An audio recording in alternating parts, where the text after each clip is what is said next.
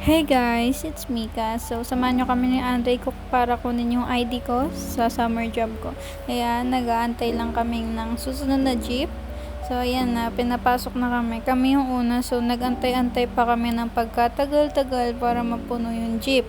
Ayan, for the ano-ano lang kami dyan. Usap-usap, ganyan, ganda-gandahan. Ayos-ayos ng camera kasi wala lang. Ganda-ganda lang, ganun. Anyway, so halos 20 minutes siguro kaming nag-antay para mapuno yung jeep at para makaalis na. Ayan, after 20 minutes, nasa daan na kami. And then, 1.5 hours siguro yung naging biyahe namin because of traffic. Lalo na dun sa may patubig. Ayan, papasok na kami dyan. Lakad lang hanggang entrance. Ayan, nandiyan na kami sa may entrance. Tapos, yan, for the lakad-lakad lang. So, dito, inaantay lang namin makuha yung and makausap yung magbibigay nga ng ID. Yan, harot-harot lang kami dyan, wag-wag lang.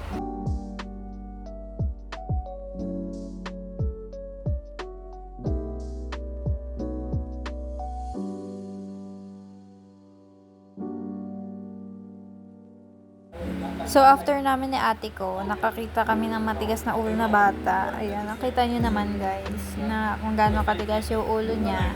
Ayaw niya talaga magpapigil. Kaya binidyohan ko. Syempre, gusto ko nang i-take yung chance. Diba? Si ate, cloud chaser.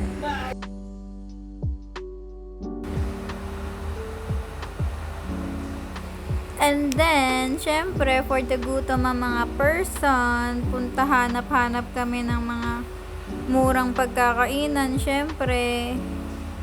Yan, di pa ata kami nakakababa dyan eh. Pababa pa lang kami dyan kasi naliligaw pa kami kasi ngayon lang ako nakapunta ng SM dyan. Parang after ilang years, nakapunta ulit ako dyan. Tapos nakita ko pa, ayan, natandaan ko pa. So, ayun, ang bagsak namin is a food court. Kumorder kami sa Mr. Kimbap. Tama ba? Mr. Kimbap. Tama lang, 'di ba? So ayun, chikahan kami. Yan, ayan na yung ID ko na nakuha. Excited pa ako diyan, oh. Talaga naman. I never thought. Yan. Kita niyo yan, guys. Nakuha ko na yung ID ko and then order na kami to eat. So, ayun nga. Ayan, I'm with Andre kasi si Erica hindi siya nakasama sa amin kasi may bisita pa siya sa bahay. So, syempre, it's inappropriate naman na iwan yung bisita mo sa bahay, diba? Dumating na yung order namin from Mr. Kimbap. So, ang in-order namin ata is yung kimbap. Ayan, mix-mix kami. Tinutusok niya pa yung itlog ko. Pinuputok niya yung yung dilaw. Ganyan siya. Ganyan ugali niya. So, ita-timelapse ko na lang.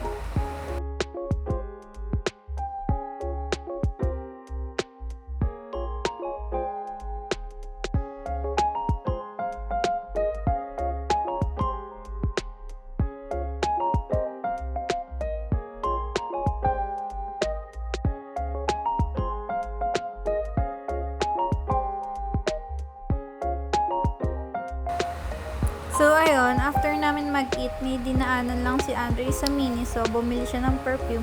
And then, lumabas na kami para sumakay ng jeep. Pauwi. Ayan, nakikita nyo naman, parang nasa Euphoria kami.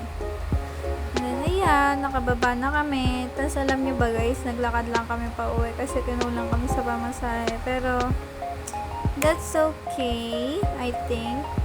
It's okay. Naka 10,000 steps ako nung araw na yan, mga ate ko. Yan no, for the lakad kami. Nandiyan na kami sa munisipyo. Pagbaba namin sa munisipyo.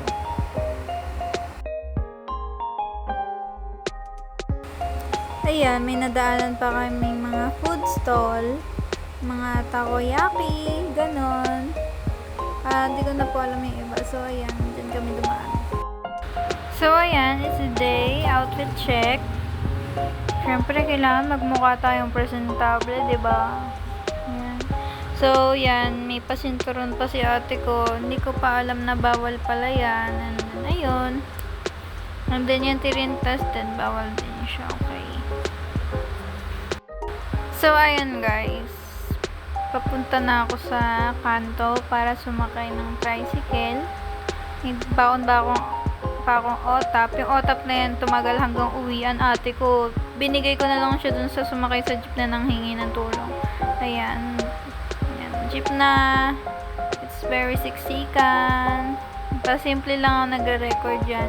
Yun, si kuyang katabi ko, ate, ka-work ko pala siya. As in, same station lang. So, ayun. Hindi ko alam. Okay. Kasi, excited ako, naka-ID agad ako eh. So, ayun, nakababa na ako.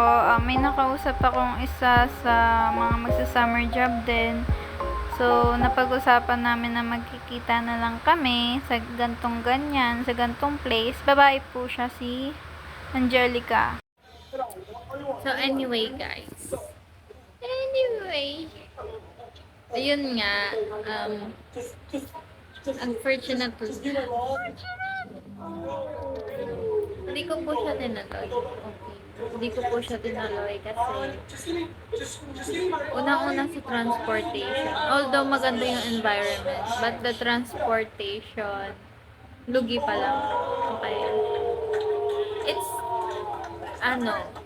syempre, alam mo naman, mas malaki pa yung ibibigay na allowance ni mama, di ba, sa sasahutin ko. And, okay lang. It's a great experience naman, but, the problem is the transportation. Siguro kung malapit lang ako, okay lang. Okay lang sa akin kasi walang problema. But, tricycle, jeep, food, tricycle, jeep, okay, mahal. And student, syempre, ayokong dinidisclose, ayoko sabihin yung salary, syempre, bawal ata yun, so para walang issue, di ko sasabihin, but for me, lugi talaga. Mas malaki pa yung ibibigay ng mother ko kasi sa sarili ko, if ever, ganon. Ayun, the night before ako makauwi, chinat ko na yung manager. Sabi ko, ganto ganyan, di na po ako makakatuloy kasi budget, transportation issue, ganun.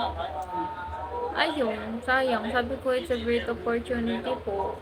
1 month lang kasi yun, guys. Pero syempre, di ba? Sayang din. Kung hindi lang ganun kalayo yung lugar, gusto. Yun lang, bye. Ang daming nangyari sa ko. Ngayon lang ako sinipag mag-video. So, baka edit ko to. Tapos mamaya ako i-release. Kasi na-edit ko na ata yung iba. Gusto ko kasi talaga static. Pero parang hindi ko kaya. Pero gusto ko chill vlogs, ganun. It's very hard. But anyways, thank you for watching. Bye. Okay na yun, bye.